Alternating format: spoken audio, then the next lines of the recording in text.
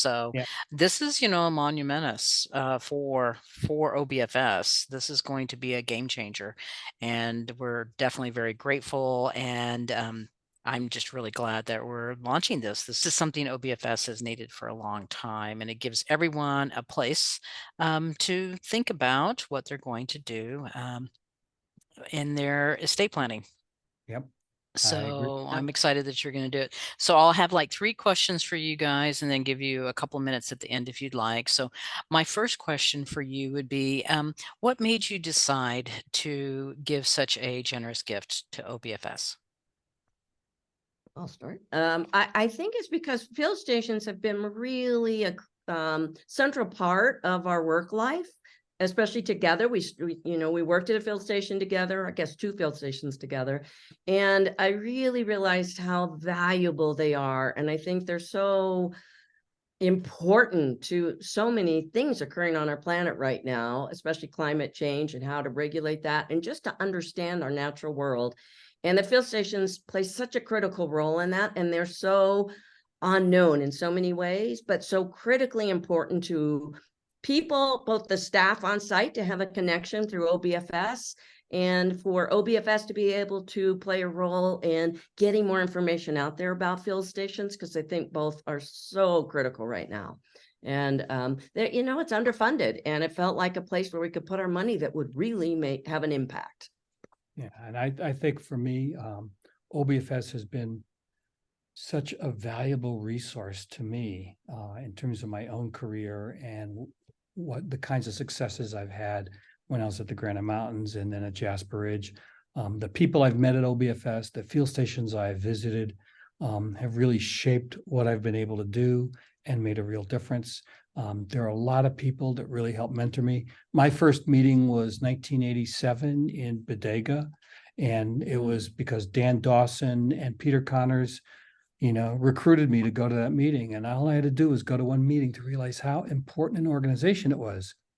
And it never occurred to me that we would be in a position to make a substantive donation to OBFS until we retired. And, we sold our house and realized we were in a position to make a difference. And at that point, OBFS jumped out at me. I mean, I've had all kinds of positions at OBFS, vice president, treasurer, member at large, committee chairs.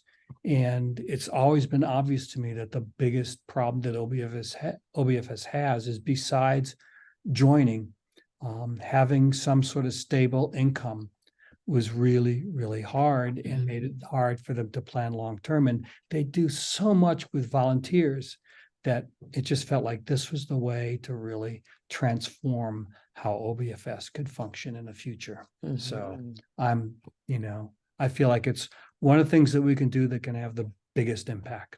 Yeah, and I think originally we thought about individual field stations, and that's still true to an extent, but it felt as more important for OBFS, because then you get to many more field stations, you support broader missions, and I think that is really critical right now, versus individual stations are really important, but what they can all gain from being part of OBFS, from meeting the other staff to the programs that are offered to the PR, it's just it has the potential. There's a lot of potential. It's not there yet. So this feels like, let's give it a little bit of fuel here and see if the tinder's there. We just need to light the flame. And then the other thing I'd want to say is that the people I meet through OBFS are just amazing. I mean, as far as I'm concerned, they're my people. I mean, I've never been to a professional meeting where the individual members were so dedicated, so passionate, and knew how to laugh at themselves and know how to have fun. I just sheer joy meeting the people that I've met at OBFS. And so I think it's my way of giving back to a community that has meant a lot to me. Love it. Thank you. And I agree 100%. My second question is, how do you see the endowment being used? What are you foreseeing in the future? So how shall I put this? I've been involved with OBFS now enough and met enough people that get involved in OBFS, including a lot of the new people that are coming on board, because they're remarkable. That I have enormous confidence in that board and the membership using those funds in a way that'll make a difference. So as far as I'm concerned, it's an unrestricted endowment in terms of how the income from that endowment can be used. As long as it supports the mission of OBFS, I'm all in, because I mean, I've been involved with the organization for 35 years. And so I've gotten to see a lot of change and a lot of turnover. And the thing that is constant is that the people associated with field stations really know how to leverage their resources. And so I have a lot of confidence that they'll figure out ways to make this money go a long ways. Yeah, and in general, having been a fundraiser, I feel like in development in my background, it feels like unrestricted funds are really important. You're kind of trusting the people involved to be able to make decisions that enhance the organization and not restrict them. Like, you can only spend the money this way. And we have a really rapidly changing situation on our planet. And who knows what is going to be really critical to address rapidly with funds that aren't restricted. And so, yeah, is there a risk in that? You're not exactly, maybe they'll spend it in a way you wouldn't yourself.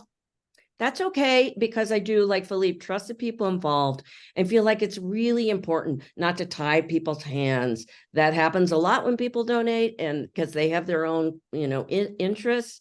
And that's okay. I mean, I just feel like it's an organization that needs to be quick on its feet. Yeah. And it can do that if it's unrestricted funding. And I'll say, having had to raise endowment for Jasper Ridge, I became keenly aware of just how important unrestricted endowment income can be, because you never know what kind of crisis is going to show up. And if there's one organization I trust implicitly, it's OBFS. And I just, where I sit, I don't give money to organizations and places I don't trust, and OBFS is right at the top as far as that's concerned. And I think in a way, because OBFS is about natural areas, those of us who live in those natural areas and have helped manage them realize things change rapidly. That's nature. And that if you're an organization that deals with that environment and nature specifically, you need to be able to evolve too, to deal with the new issues that are critical to research, facilities and how they need to change to address the science as it changes, the change in the physical habitat from the flooding, the fires, all the things we seem to be facing.